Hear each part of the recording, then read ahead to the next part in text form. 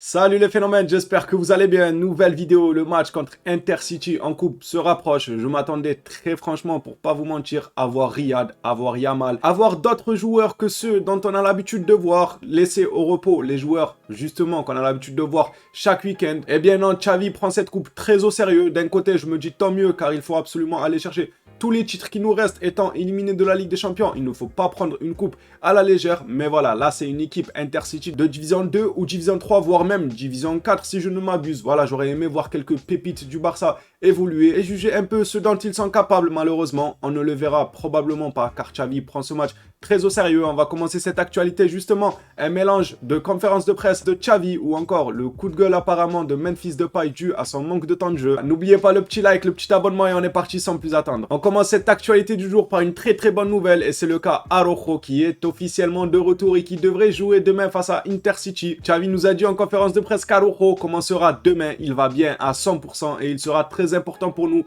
L'équipe en aura besoin. Franchement, je suis super content d'apprendre cette nouvelle-là. Parce que Araujo, s'il y avait bien un patron avant sa blessure au Barça, c'était lui. S'il y avait bien quelqu'un qui arrivait à refiler cette grinta là qu'il avait en lui, c'était bien lui. C'est le genre de joueur qui est capable de bouger ses coéquipiers, de leur dire d'aller de l'avant, etc.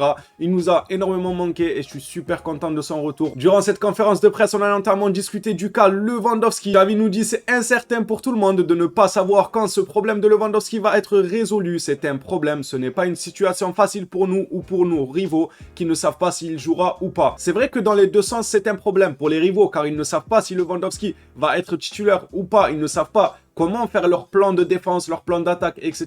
Car une équipe avec ou sans Lewandowski, ce n'est pas le même plan que tu vas mettre en œuvre pour affronter le Barça. Et de l'autre côté, pour nous les Blaugrana, bah ça reste quand même un problème parce qu'on ne peut pas se dire ok, il va purger entre guillemets sa peine et il sera de retour officiellement avec le Barça. Là, on ne sait pas. On peut nous dire quand l'Atlético Madrid y joue, ah mais il ratera le match d'après. Non, en fait, le match d'après il jouera, mais il ratera celui d'après. On ne peut pas planifier en fait un match où Lewandowski, on va s'en passer, on va commencer à planifier son absence et ensuite il sera de retour parmi nous. Donc je comprends Xavi quand il nous dit que c'est un problème pour les deux parties. Sauf que le match de l'Atlético Madrid, si Lewandowski est titulaire, bah ce sera quand même bénéfique et non pas un problème pour nous. Comme précisé dans l'intro, Xavi prend très au sérieux ce match. Le premier match des coupes nous a toujours coûté cher en tant que joueur dont je me souviens avoir été éliminé contre Figueres.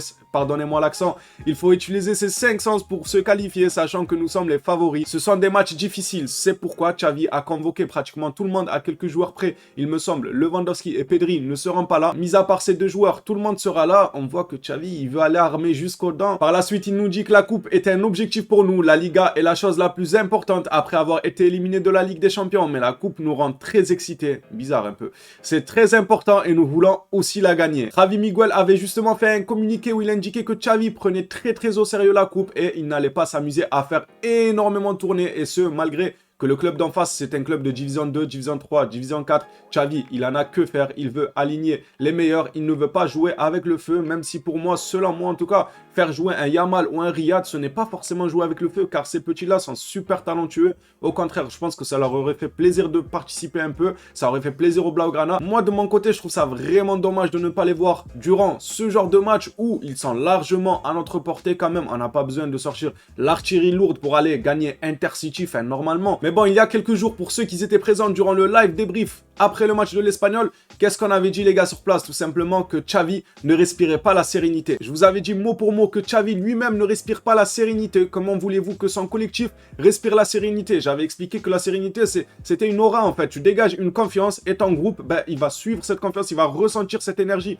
cette confiance-là que tu as en toi. Mais si tu n'as pas cette confiance, que tu es là, tu leur montres, tu es un peu anxieux, tu es stressé, tout ça, ils vont ressentir ça et ça va entre guillemets se propager sur eux. Vous avez compris là où je veux en venir. Mais en tout cas, on avait raison. On avait tout bon durant le live, les gars, quand on disait que Xavi a l'air un peu stressé. Les nouvelles informations d'aujourd'hui nous l'ont prouvé. Apparemment, il aurait confié à Van Gaal, l'entraîneur, comme quoi il serait stressé par moment au FC Barcelone. C'est Xavi lui-même qui l'a dit. Alors oui, bien évidemment, le stress fait partie du jeu, j'ai envie de vous dire, mais ça dépend le contexte. Quand ton équipe, elle enchaîne les faux pas, quand tes choix ne sont pas cohérents, tu rajoutes à ça du stress, c'est un mauvais mélange. Passons maintenant au coup de gueule de Memphis Depay. Memphis en a marre de ne pas avoir de minutes à Barcelone. Il considère cela injuste et pense qu'il est en meilleure forme que certaines de ses coéquipiers. Je suis totalement d'accord avec lui. Il est en meilleure forme que certains des coéquipiers qui ont des minutes de temps de jeu devant lui et ça, Personne ne peut le nier. Moi, ce que j'avais dit quand je voyais que Depay n'avait pas eu 2 minutes de temps de jeu et tout, notamment face à l'Espagnol, je me suis dit, peut-être parce que on nous dit que Depay va partir durant la période hivernale. À quoi bon donc faire jouer un joueur dont tu sais pertinemment qu'il va partir au cours de la période hivernale? Ça ne sert absolument à rien.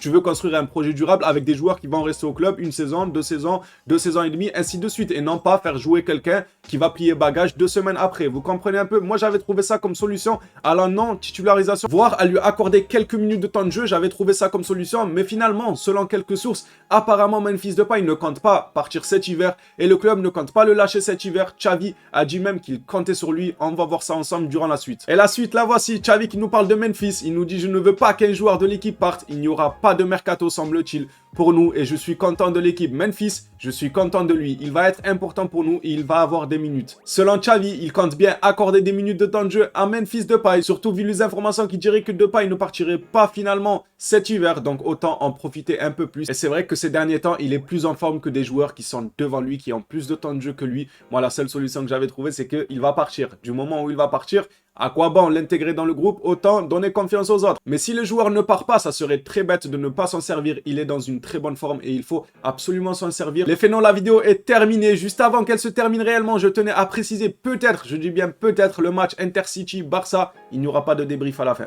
Je suis désolé, je m'en excuse d'avance, je suis pas sûr. Mais ça dépend, ça dépendra du moment. Peut-être qu'il n'y aura pas de débrief ou bien peut-être qu'il sera là le débrief. Je préfère prévenir comme ça, s'il n'y a pas de débrief, voilà, ça vous étonne pas, vous vous dites pas, oh, il a disparu, qu'est-ce qu'il y a? Il a fait un AVC devant le match du Barça qui a pris 4-0 contre Intercity. On ne lui souhaite pas une défaite contre Intercity. Mais non, ça ne sera pas le cas. Et franchement, si on a une défaite, ça serait lunaire. Ça serait catastrophique. Mais non, il ne faudra pas vous inquiéter. C'est pas en rapport avec le match. Je ne ferai pas d'AVC devant le match Intercity-Barça. Enfin, je le souhaite. Inch'Allah que je n'en ferai pas, les gars. Parce qu'on sait jamais, à tout moment, avec le niveau catastrophique et cette possession monotone, on sait jamais. On n'est pas à l'abri d'un AVC en regardant les matchs du Barça. Ces derniers temps, le niveau n'est pas fameux. Voilà, on va se laisser sur ces paroles. Si le contenu te plaît, n'oublie pas de ton côté le petit abonnement, le petit like. On se revoit à la prochaine vidéo sur le FC Barcelone. D'ici là, je vous dis, prenez soin de vous les fénons.